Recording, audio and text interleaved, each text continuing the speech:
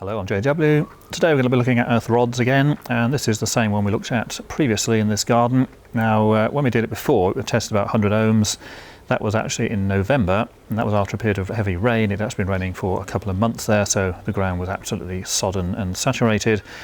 So it's the same wire, I haven't changed it in any way, but what has changed is it's now June, and it's been sunny and fairly dry for several months now, basically since sort of early April.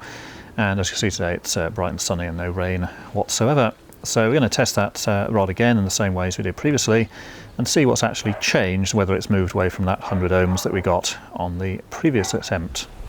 So there is the end of it there in the ground, and that's just in the hole basically where we left it previously. There's a lot more stuff growing up around it now, but other than that, as it was before. Now this will be just as we had before, so there's the red temporary electrode in the ground there. And we've got our red lead, which goes all the way down there to where we're going to be testing it. And just go along here, then approximately halfway along we've got the yellow one, which is in the lawn there at the moment. And so it's roughly halfway between the red one and the electrode we're testing. And of course the two leads then come down here. And then we've got the green one just attached down to the electrode in there. And of course all those come back into the test device here. So let's see what we've got then. So we're going to turn this around to the earth measurement position in the brown there, and then we need to select the appropriate choice here. So there's an error because we're not on the right one. So 2 or 3 pole or probe, and we'll put that there. And then of course just a question of pressing the test button. Assuming all this takes a while, so while it does the measurement. Now 100 ohms we had previously, so that was when it was very wet. So in this case 128, so that's quite a significant increase there. So sort of 28 or so ohms, I think it was about 103 last time, so looking about a 25% increase in the resistance there. Now just as before, we're going to move the centre electrode further away and closer, and we're going to do the same test again. Now I've moved the electrode there further away from where we are here, so closer to the red one. See what we get this time.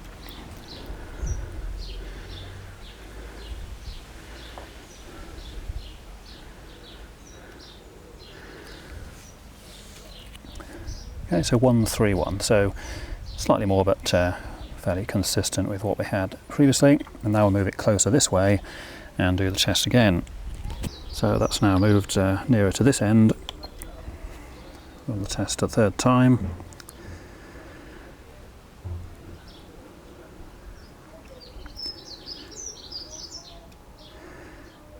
And 123. So about 125 then, that seems about the sort of average there. Some variation but nothing too badly, but so that's about 25% higher than we had back in November when the soil was of course fairly wet. But 123, 125, that's still perfectly acceptable, certainly for a single electrode in the ground. Now set up for the loop impedance test, so basically going to test between this rod and the incoming supply. Now previously we did this at the consumer unit, so just basically connecting the loop impedance tester between this earth rod here and then the incoming line on the consumer unit, but we're going to do it slightly differently today because I don't particularly want to take the consumer unit to pieces. And got the wire going in there as before, so that just comes out of there and just comes around here. This is one of these 50 metre long leads you can buy for this purpose and probably several others. So it's coming into the kitchen here, and what we're going to actually test to is a socket outlet here in the kitchen. Now this actually goes behind the cooker. This is a gas top and an electric oven, so it's only a single socket there. And we're going to use this one because this circuit does not have an RCD on it, so we can use the high current test. So essentially we've got the green wire from the earth rod going into the tester there, and then we're just going to have the single red from the 1363 plug adapter. So that's going to be our line from the socket there. And we're of course not using the earth and neutral from the socket because those aren't required. So it's exactly the same principle. The only difference with this is that we're now testing from this socket. So in theory the impedance from this socket back to the consumer unit would need to be removed. However, this is a cooker circuit. It's only approximately 8 meters, I think, from the consumer unit, which is basically up there where that doorway at the end of the hall is. So in terms of its resistance or impedance, it's going to be less than half an ohm, and probably a lot less. So in the scheme of measuring an electrode with sort of 100 plus ohms resistance, an extra half an ohm here and there isn't going to matter in the slightest. And then there's also the resistance of this wire here, which is approximately 1 ohm. But again, that's insignificant in the scheme of measuring this particular electrode, but we could deduct the 1 ohm resistance of that if we wanted to. So anyway, the socket is on, so we'll just turn this around to the loop impedance choice here, so line to earth there. Now this is in the 3-wire low current mode. We don't want to use that because we don't have 3 wires connected, so we'll just change that to the 2-wire high current, and then it's a question of doing the test and seeing what we get. So 136 ohms, so you could take off, say, 1 ohm for the wire we've got, so that's 135. So that's a bit higher than we had measuring out in the garden. Again, it's still well within the sort of similar range that we had previously. So 136, so we can do that again if we want to. So 135 this time. And we can see the fault current here is 2 amps, which is pretty much what you want, because bear in mind voltage divided by resistance is the current that would flow. So say 230 volts or 240 volts or so divided by 135 is approximately 2 amps in this case, and that's rounded up to the nearest amp as well, so that's absolutely fine. And yes, that does mean that if there was a fault to that particular earth electrode in the garden, if this was a TT installation, if you literally connected the line to that rod directly, then about 2 amps would flow, and that's why you need RCDs on a TT system, because of course 2 amps is far too little to blow any circuit breaker or fuse, even on a lighting circuit. But of course more than enough to trip the RCD at its either 30 or 100 milliamp setting. Now the only thing we can do here is to actually use that 3-wire low current test just to see how it compares. Now I've installed the neutral in the back there, that's from the actual wall outlet over there. Of course just got our electrode here, and of course we're not connecting the one from the wall outlet, because also we're not testing that, we're testing the one in the garden. So let's just try that anyhow.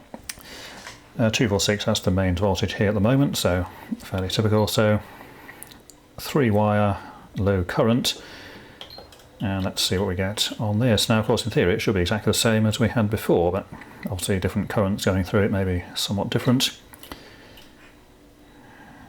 And we get 136, so yeah, pretty consistent there, and reasonable enough. So you could do that from an RCD protected socket if you wanted to. Personally, I think it's better to use the high current test where you can, because also that's going to be somewhat better. It's also a lot quicker to use, as we saw there, because so that does take quite a while to just run through there.